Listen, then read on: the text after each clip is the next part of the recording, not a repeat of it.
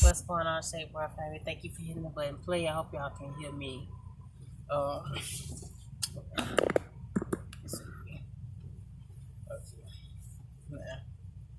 Forgive me, I know my shirt got makeup and all that kind of stuff on it.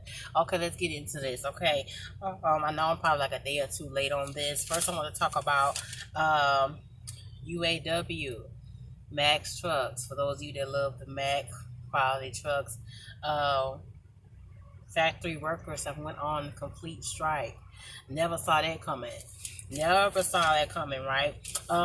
They haven't really gone through full details just yet, but they say that they want job security, their wages to be increased, their bonuses to be paid, all around just job security. Now, they never haven't really fully broke down all the issues that the workers want, but I think that a lot of the things that's going on with the Mack workers right now is coming from the trucking industry all in itself. I think because it's been a lack of a lot of owner ops getting out here in the last year, so Mack has not been able to see the increase in sales that it normally has been able to see. There's so many workers that been working at the Mack warehouses building these trucks, these heavy duty trucks that a lot of you may drive, that may watch my channel, going on 20, 30. One guy, I went to his Facebook page, he's been working for Mack for over 42 years, and they just think that the way they've been getting treated for the past year has been appalling. And delivered decided directly before midnight on October the 12th, that they decided to go on strike.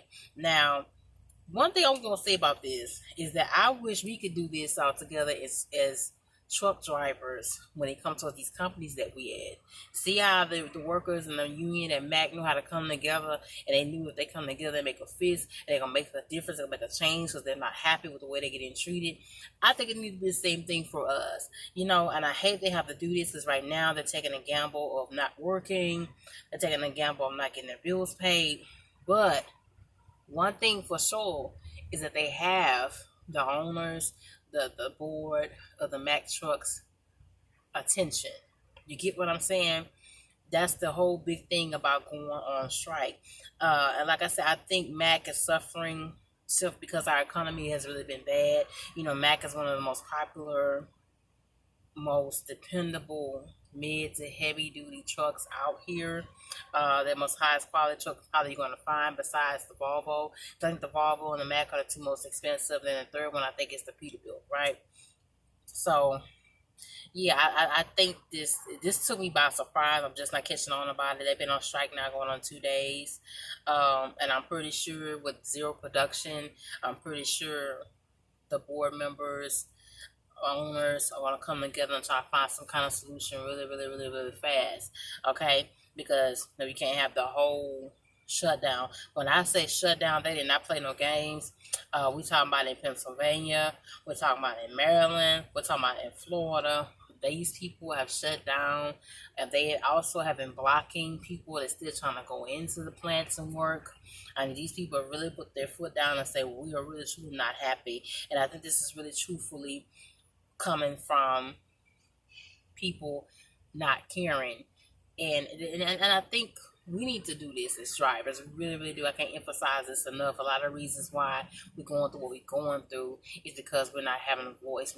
We too busy picking and what that person make and what this person make, and this person being a fleet owner, and you being jealous of this person, that we can't get on this level like this. Because as you can see, our hot Cheeto president, it's almost like he doesn't care. It's almost like he's pretty much ignoring our trucking industry suffering the way it is ever since he started this mess with China, right? I don't think he's made any kind of changes to make anything better for us, from the mega carriers to the mid carriers, like where I'm at right now, like Kellard, to the small individual sole proprietor with only 2, 4, or 5 trucks.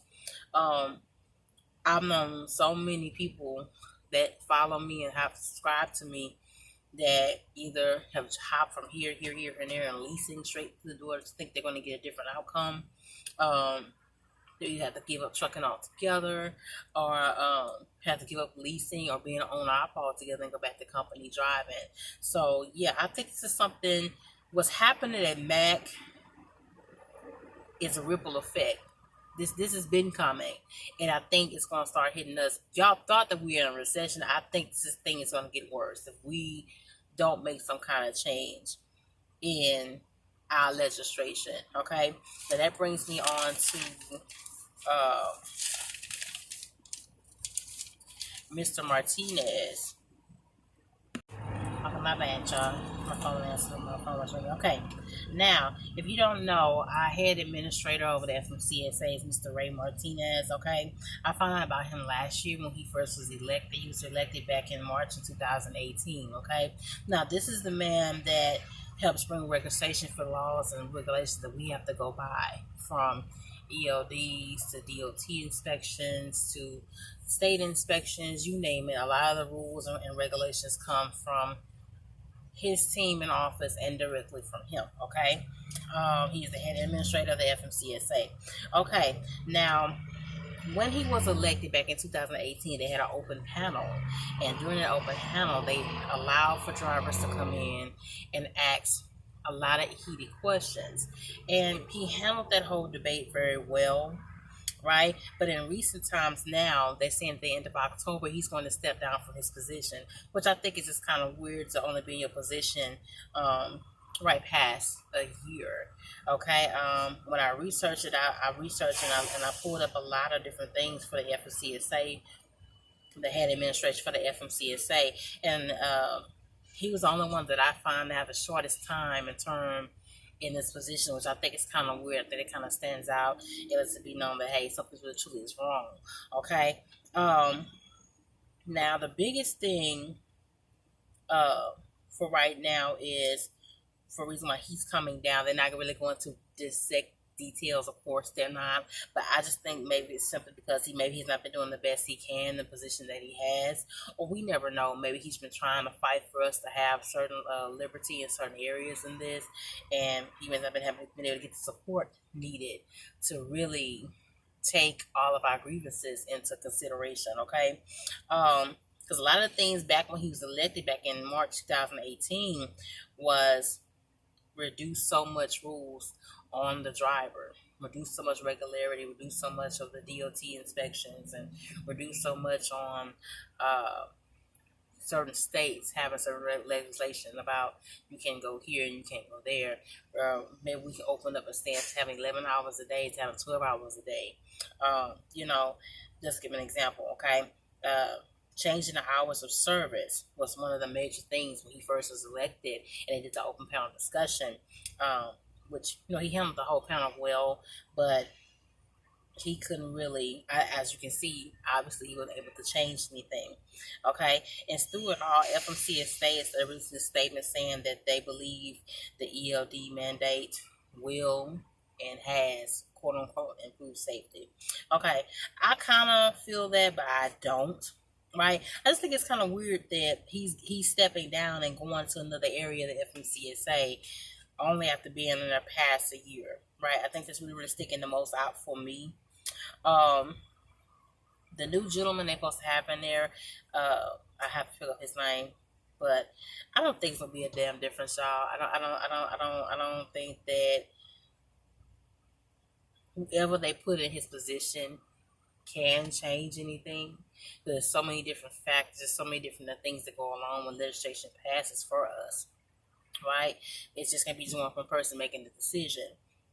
So I don't know if Mr. Ray Martinez is really, I think he's really resigning. What y'all think? I think he's really resigning that position.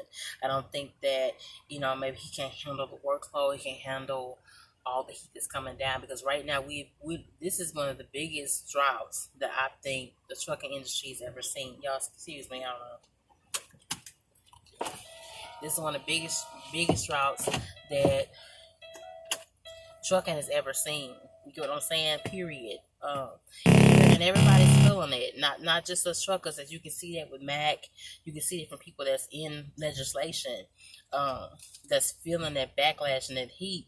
And one of the main people that can fix this and really step in and really make some things change for us, right? Because we are the bottom of the totem pole, but we are what makes things happen, right? Is our hot Cheeto president. And he gets his ass on Twitter and he leaves this.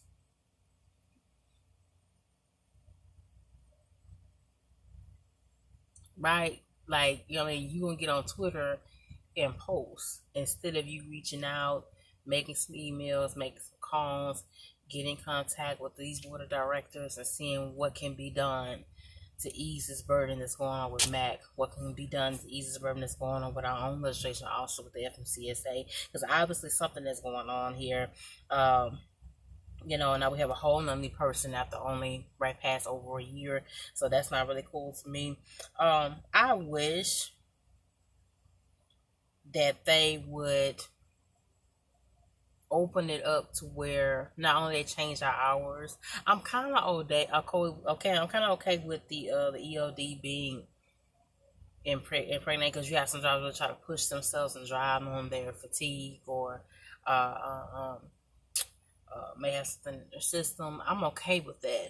All I'm saying is, what kind of way an avenue can be broken and opened up to where we keep from the smallest proprietor to the one truck, one driver, one trailer owner, own authority guy, all the way up to the mega carriers, to keep the doors open to where we're making the money that we need to make. We're seeing the freight that we need to see to keep ourselves afloat, to keep ourselves on a certain level of just period, and keeping our trucks. There's so many men that I've come across, and some of you that watch and follow me, that have given up. You know, so I'm just gonna stay company driving. Don't see a way of advancing and getting ahead of the game because things have gotten so tough out here. You know, so I just think that we, just like they did at the Mack, I think we really want to see a change. We want to see a real difference. We have to stop sitting back and just letting these people take charge of this whole thing, because it affects us more than anybody else.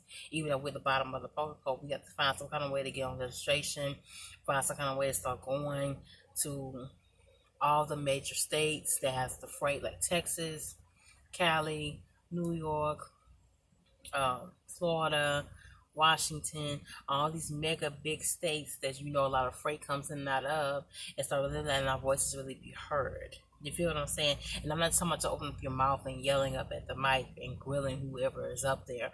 I'm talking about really putting some things on paper, really taking more action. But everybody's too scared to do that because you're scared of keeping your job. This only income you got. You got family, you got babies at home. And there's nothing wrong with that. But if we don't know how to come together, we're not going to see a change. And that's the sad part in this, that don't nobody understand. The people from Mack got it. Mack, UAW, whatever you want to call them, they got it understood that, hey, we're not okay with this. We're not all right with this. This needs to change. And I wish as truckers, we should do that. You know what I'm saying? Another thing was Stevens. Stevens was another one. I talked to another one of the drivers the other day. And I hate I didn't get a chance to record him. But it was like, we got no warning. We got no warning. I have a homeboy that was in it. And he's on the offer. We got no warning. It was going to shut down the door. So it's hurting. It's hurt. This recession is hurting everyone. And we just gonna keep sitting back, just wilding in, just hoping and praying that it'll change, But this is my 2 cents. Y'all get the conversation popping, I don't know what else can be done or said. I am too grateful to have a job as well. But I love this thing trucking. I love to drive. I love traveling. I love being out here and being on the open road. So, do I regret the decision I made stepping out here? No. Regardless of what state that we in right now. You feel me? I love you much. Mwah.